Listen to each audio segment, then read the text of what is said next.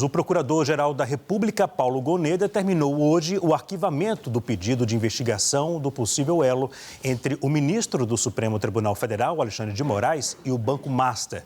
Isso porque Viviane Barsi de Moraes, a esposa do ministro, tem um contrato com o Master desde 2024. Sobre esse contrato, Gonet disse que não vê ilicitude que justifique a intervenção da Procuradoria. E o ministro do Supremo Tribunal Federal, Dias Toffoli, mudou de ideia sobre a cariação marcada para amanhã entre o dono do Banco Master, Daniel Vorcaro, o ex-presidente do Banco de Brasília, o BRB, Paulo Henrique Costa, e o técnico do Banco Central, Ayrton Aquino Santos.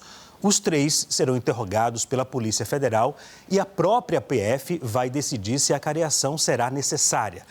Vamos a Brasília falar com a nossa repórter Gabriela Tunes, que tem informações atualizadas para a gente. Muito boa noite, Gabriela. Seja bem-vinda aqui ao News Noite. Prazer falar com você.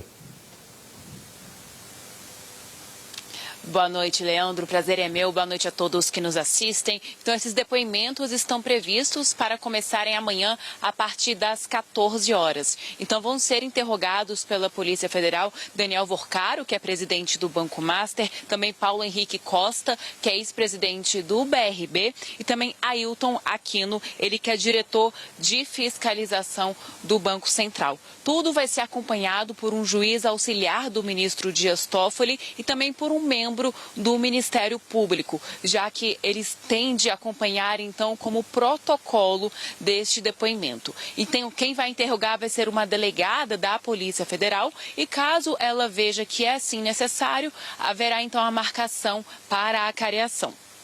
Bom, essa cariação, então, é um momento em que acontece nessa divergência de depoimentos, então precisa se colocar todos esses envolvidos junto, um em frente ao outro, para então ver qual vai ser a versão de cada um. Essa cariação, ela geralmente é realmente marcada após um depoimento da Polícia Federal, mas no dia 24, o ministro Dias Toffoli pediu essa cariação sem, então, essa previsão da Polícia Federal. E agora, então, a gente tem essa novidade desse depoimento marcado para amanhã desses três. E após esse depoimento, a gente tem grandes expectativas para a marcação dessa cariação. Leandro, volto com você. Obrigado, Gabriela Tunes, pelas informações. Gabriela Tunes falando ao vivo de Brasília. Eu vou chamar agora a nossa analista, Basília Rodrigues. Basília, muito boa noite. O ministro Dias Toffoli, no caso, foi pressionado, mas não desistiu da cariação, não é isso? É isso, ele não desistiu de chamar todo mundo amanhã para esse baile no Supremo Tribunal Federal, chamar assim, mas o assunto é sério. A gente está falando de uma instituição financeira, Banco Master, sendo acusada de provocar um rombo aí na faixa de 12 bilhões de reais, promover gestão fraudulenta, não ter liquidez e ainda violar normas do sistema financeiro. Tudo isso vai ser colocado ali em detalhes nestes depoimentos que serão feitos um a um. Ayrton Aquino, diretor de fiscalização do Banco Central, um dos diretores que tomou a decisão, ele não tomou a decisão sozinho, um dos diretores que estavam ali avaliando a situação do Banco Master e chegaram à conclusão de que estavam diante de um ponto de não retorno. O rombo era tão grande, a fraude era tão grande que não havia outro caminho para o Banco Master senão a liquidez, né? A liquidação extrajudicial. Os outros nomes são Paulo Henrique, ex-presidente do BRB, que tentou fechar negócios com o Banco Master, e também Daniel Vorcaro, dono do Master. Terça-feira, amanhã, estes depoimentos estão mantidos. A autoridade policial e também o juiz do gabinete de Toffoli, com a presença de um representante do Ministério Público Federal, estarão nesta sala ouvindo um a um os seus pareceres, os seus entendimentos sobre o que o Master fez e em que momento o Banco Central acendeu a luz amarela ou vermelha, mostrando que não tinha outro caminho para este banco. Depois, Leandro, e aí foi um detalhe explicado hoje pelo Supremo Tribunal Federal. Depois Depois dos depoimentos, caberá à Polícia Federal, que vai estar representada por uma delegada nestes depoimentos, a condução da careação ou não.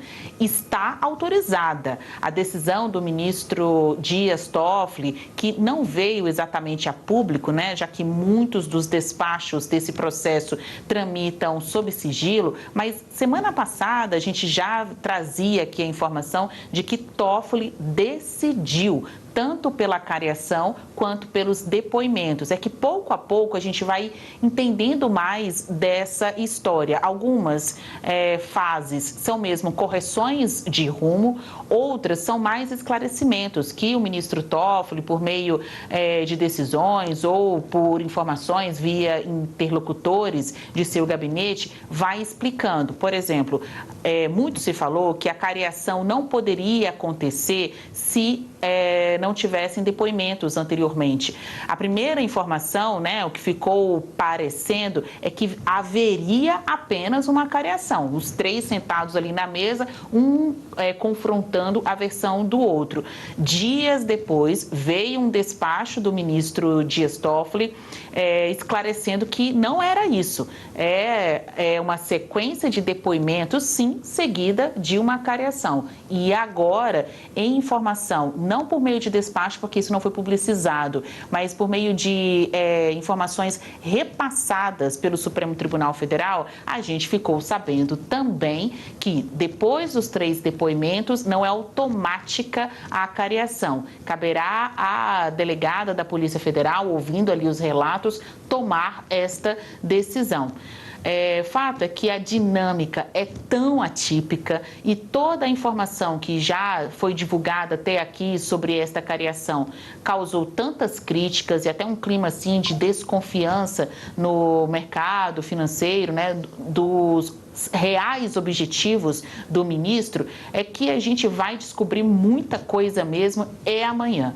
Terça-feira, dia de depoimentos aqui em Brasília. Daniel Vorcaro já disse, por meio dos seus advogados, que vem pessoalmente ao STF, de peito aberto, para esclarecer o que for possível desta questão, porque além, óbvio, de não querer ser processado criminalmente e voltar até por uma medida judicial à prisão, há a confiança no entorno de Vorcaro da possibilidade de reverter a liquidação do Banco Master, né? Um alcance bem gigante que poderia até derrubar, jogar por terra uma decisão do Banco Central, algo que para muitos parece remoto, mas há esta confiança entre integrantes do entorno de Vorcaro. Só para concluir, ele disse que vem pessoalmente. Os outros nomes, pelo menos até aqui, as informações dão conta de que o representante do BC e o ex-presidente do BRB participariam de forma remota,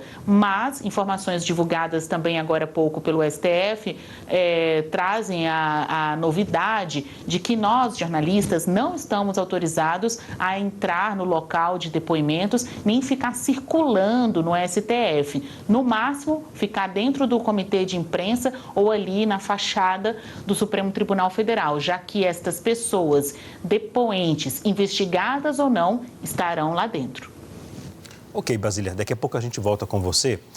Olha, vamos agora aqui ao telão, para o nosso telão, para acompanhar a linha do tempo do caso do Banco Master, para a gente entender um pouco esse cenário, essa crise, como muitos falam, né?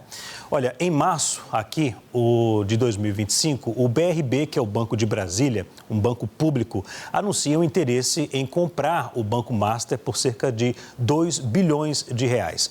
A operação levantou dúvidas do Banco Central por causa das movimentações de alto risco do Master, com remuneração acima da média, colocando em xeque a capacidade do Master de honrar os compromissos.